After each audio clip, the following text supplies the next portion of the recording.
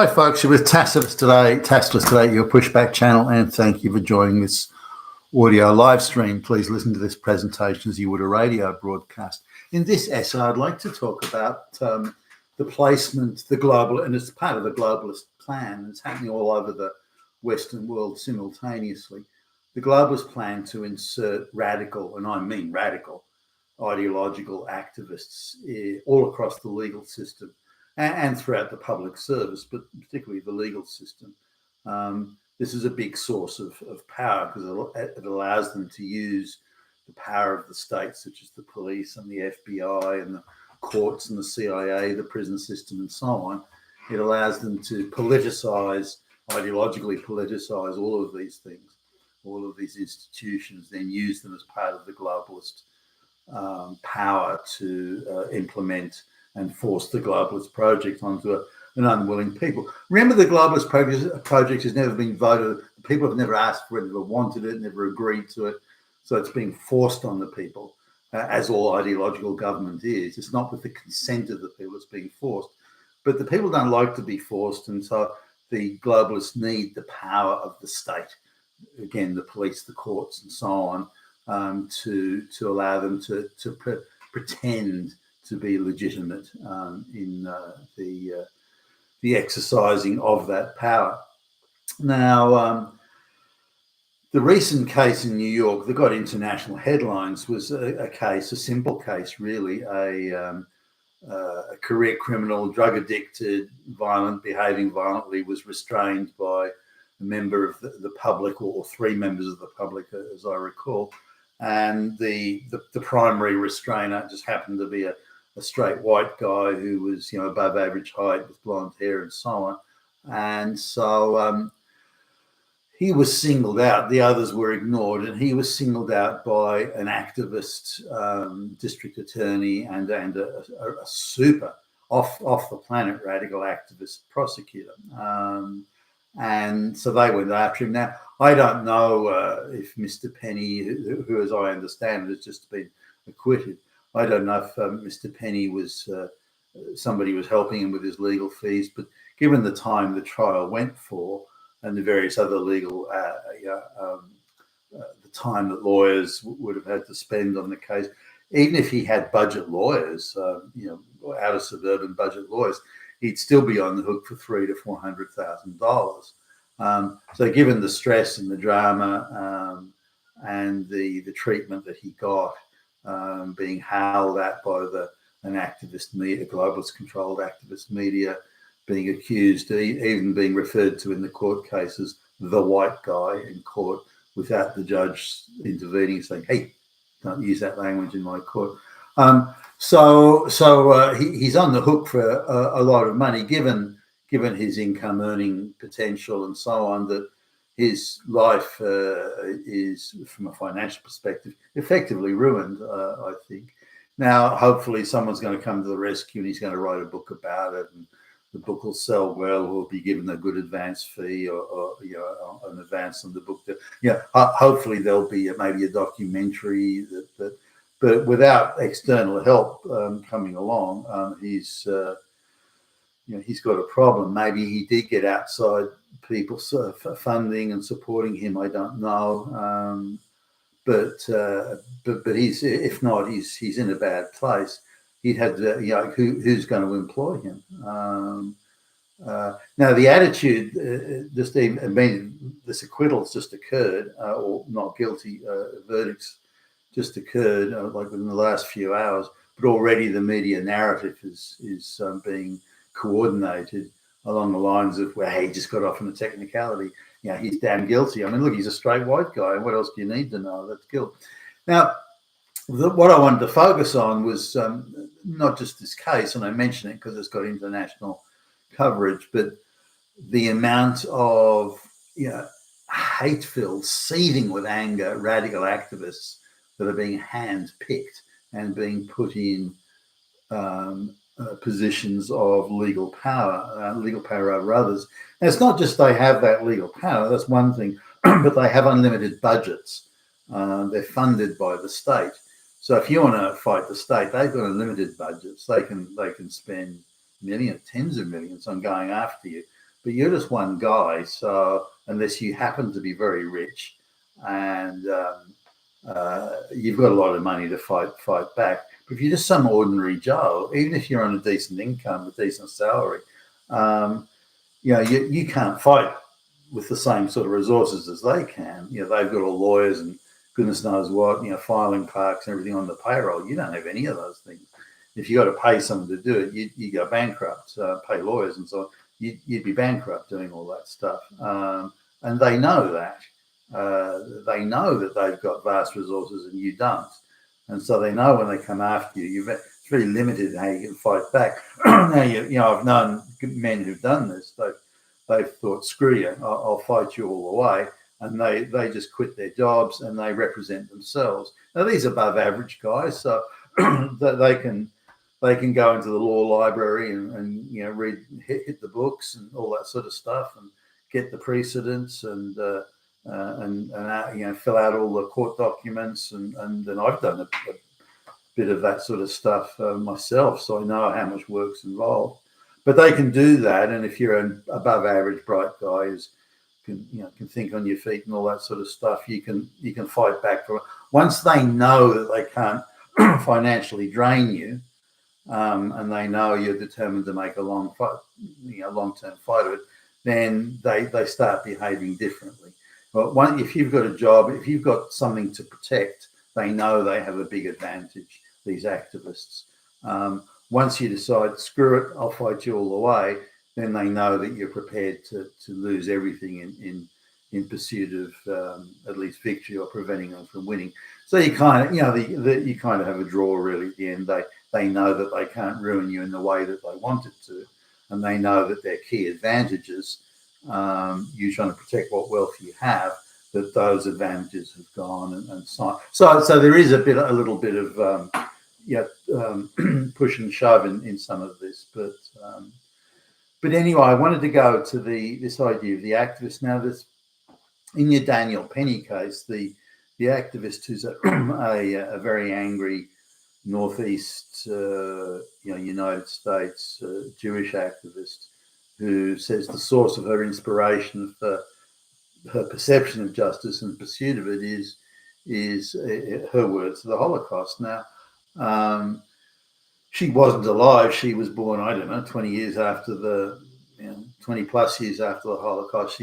I think she mentioned that her grandparents, or one of her grandparents, had died sometime around that in Central Europe. It's a bit vague that they died in the era of the Holocaust, but did they die from it? Because the Holocaust didn't really kick on until after the grandparents died. So I'm not sure I agree with that, but let's just run with it for the moment. So now her claim is that proper justice was never meted out to those straight white male Christians that were the perpetrators of the Holocaust, in her perception. And she says it's sort of, she's read the books and her family talk about it all the time, and it's very much part of the activist Jewish existence, these sorts of views.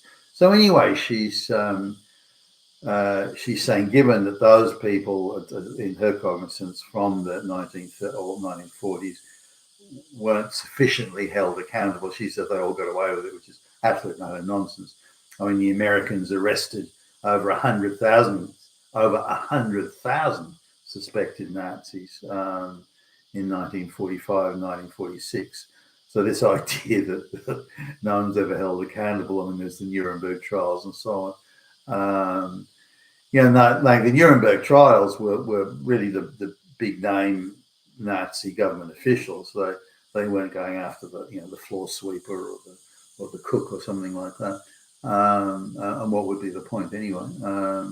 So they were going after the bigger names, and that's quite understandable. And these folks were paraded around as being, here's the epitome of evil. As the Cold War came on, then that sort of rhetoric and narrative died down a little bit, or was softened somewhat. But but her view, and she's done a video. She's online, more than one online video, as I understand it. This prosecutor saying that going after the symbolically evil and seeing very much through that Jewish activist lens, the symbolically evil is something that she's committed her life to. This is her life's work. So pretty much anyone who is a straight white male Christian and who is symbolically associated with the ideological symbolism of oppression of somebody with less social power, then they're there to be, she's there to use the resources of the state to go after them and to get them and to punish them, and again to symbolically represent some form of crude, perverted justice. I mean, it's a bit hard to work out, but now you might say, well, she's a one-off. There's hardly any like her around. Not so. Whether they're quite as radical as her or they're Holocaust motivated or something, that may differ. But there's actually radical activists all over the justice system now. And what I wanted to just point out here is that they've been hand-picked. They're not just rando people that turn up. They're hand-picked. And this is the most alarming, I think, aspect of this. So if there's, for example, if there's somebody in, say they're looking at somebody to head up the rape prosecution unit in anywhere in the Western world, it could be here in Sydney or New York, London, anywhere at all, will they pick a practicing someone who's expert in the law, expert in rape law or laws around, would they pick a legal expert, also someone who's quite prudent, and as in they're spending the taxpayers' money. So would they bring cases to court that are winnable, where the evidence on balance is there? Well, no, they're not picking those prudent, accomplished lawyers. Excuse me.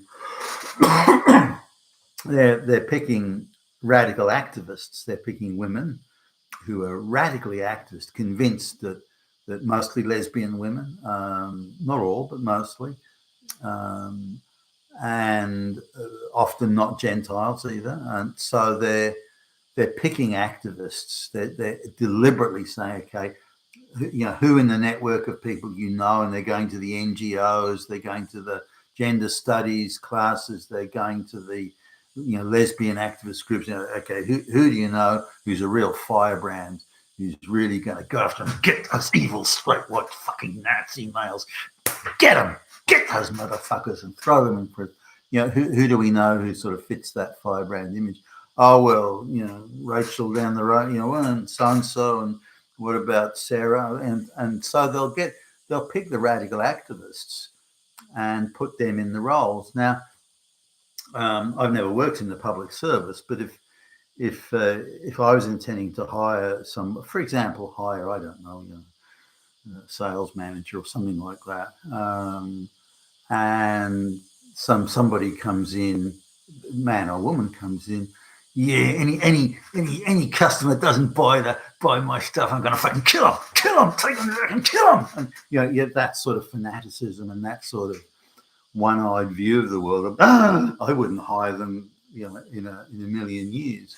I want someone who's balanced and sensible and reasonable, who's going to, weigh the facts and are we going to put a lot of resources into winning that customer? And I want someone to make those judgment calls and again do it sensibly and reasonably, not as part of some ideological fanaticism from the ghosts of decades, years, or centuries past.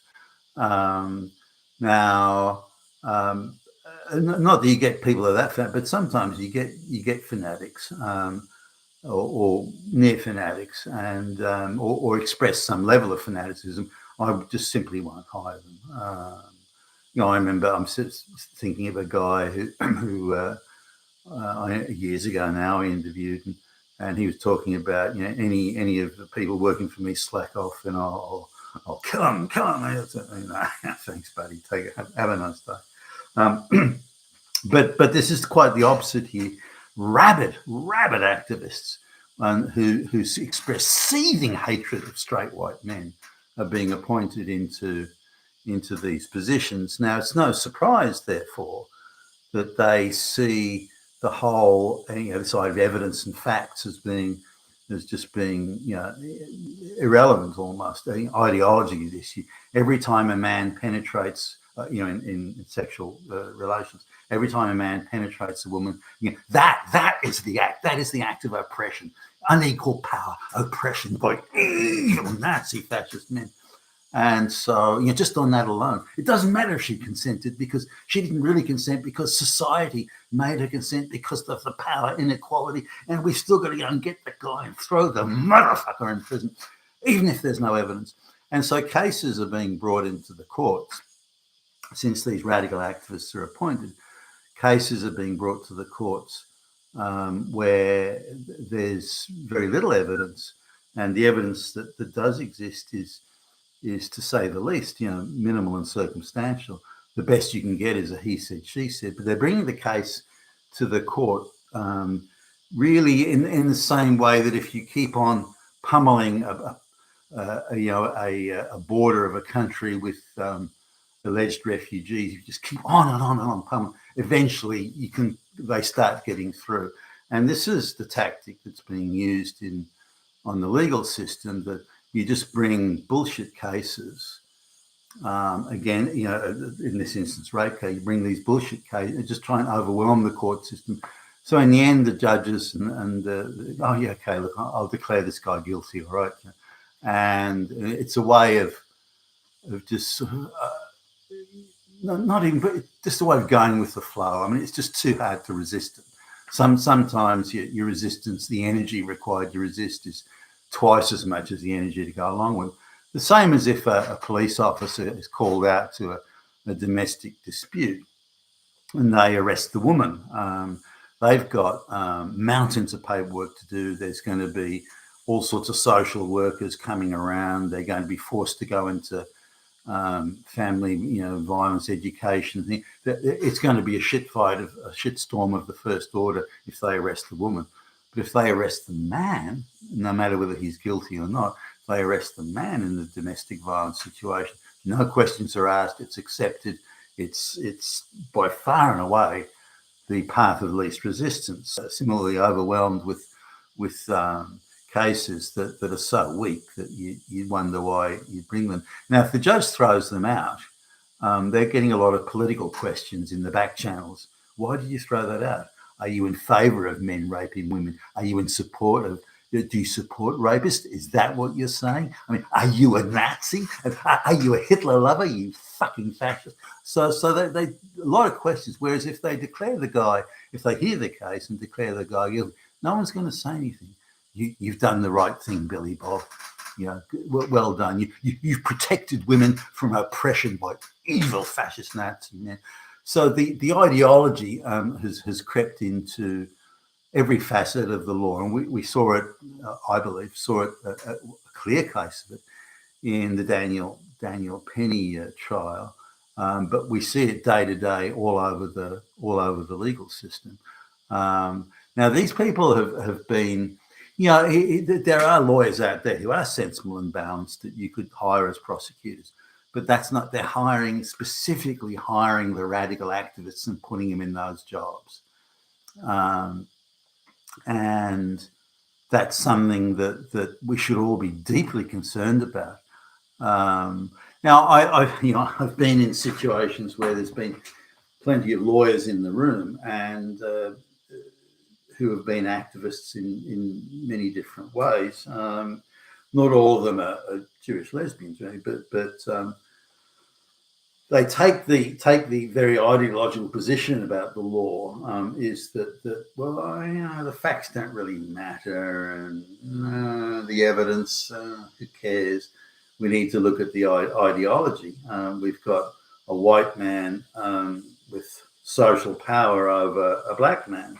But the black man's a career criminal. He's nuked out on drugs. He's threatening people. He's going to, well, it doesn't matter because he hasn't got the same social power.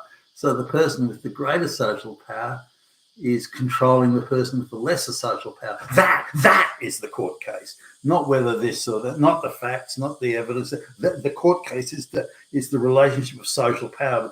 And so going down that path, and if you're a radical activist that thinks, so for example, there are black lawyers running around that can't, they can't utter a word without referring to the evils of slavery or something like that, as if white people are the only people who ever did slavery. Slavery's been around for thousands upon thousands of years. White people came very late to the game, and yet they're supposed to be the only ones that ever did it. I mean, how absurd is that? So they have to rely on endless amounts of untruths. But ideologically, it's now the power imbalance between the two. And so black lawyers go, but again, radical activist black lawyers, if you look at any legal aid office and the lawyers in legal aid who are paid shit money, by the way, again, you've got this incredible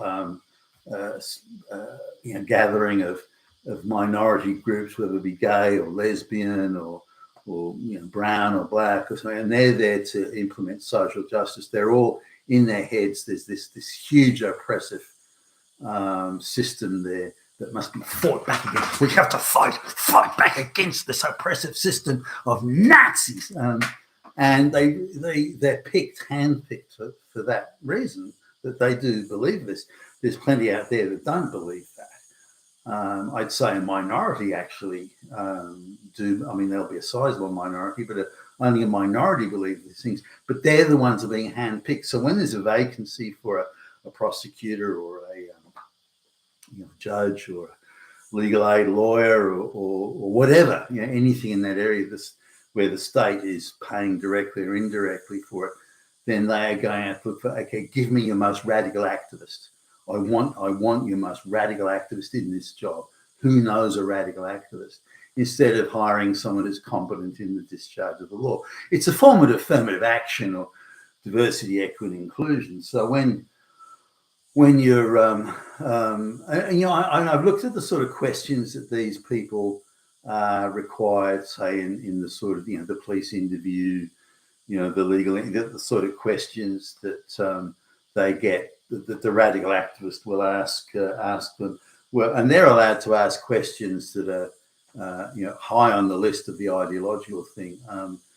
So the radical prosecutor is examining or cross-examining the straight white male Christian witness. So Mr. Smith, it's true, isn't it, that you hate all black people? No, that's not true. Where did you get? Well, I asked the questions, Mr. Smith. So you're saying it's not true? Is that what you're saying? Yes, that's what I'm saying. Oh, so I noticed you had it says here in the evidence that you once made a tweet that you didn't like the latest song by Michael Jackson and Who Is Black. So, well, that means that you hate black people. And if you hate black people, it means you're a fascist. And if you're a fascist, it means you're Nazi, it means you're Hitler. And it's that line of questioning. It's that type of questioning. But if the reverse, if the Protestants, hold on, Miss Prosecutor, could we just look at your thesis at university? Can we look at your postings where you cite your fanatical hatred of straight white men? Can we look at that? Oh no, says the judge, that's not allowed. I mean, we can look at your tweets, but not and so on. So the very one activist judges, activist prosecutors in brazen efforts to usurp this basic justice, the rules of evidence and the due legal process. But this is how it is now. And again, I think that Daniel Penny case sort of highlighted that. And remember, the jury was deadlocked for some days, and which shows you how close it came to Mr. Penny being found guilty on at least something. Now, the case should never have gone to court. and it was clearly a political case conducted by a politicized, ideologically politicized justice system. And the judge should have thrown it out, but didn't. The case ran its course. It was, a narrow one with a dead. That means that a certain number of people in the jury wanted to declare him guilty, not because he'd committed any crime, but simply because he was a straight white male Christian. That was it. And this is where we are now. That the activists are being handpicked, who will see the world in that way. They're all straight white males who are oppressor, Nazi, fascist, Hitlers, and this is something that we the test of impartiality is absolutely critical for any judicial appointment. Absolutely critical. And if you can't pass the basic test of impartiality, then is a career as a prosecutor or a judge or a DA, is that the job for you? I would argue you cannot serve the public at taxpayer expense. You cannot serve the public unless you can guarantee impartiality. You've been with Tacitus today at your Pushback channel. Thank you for listening.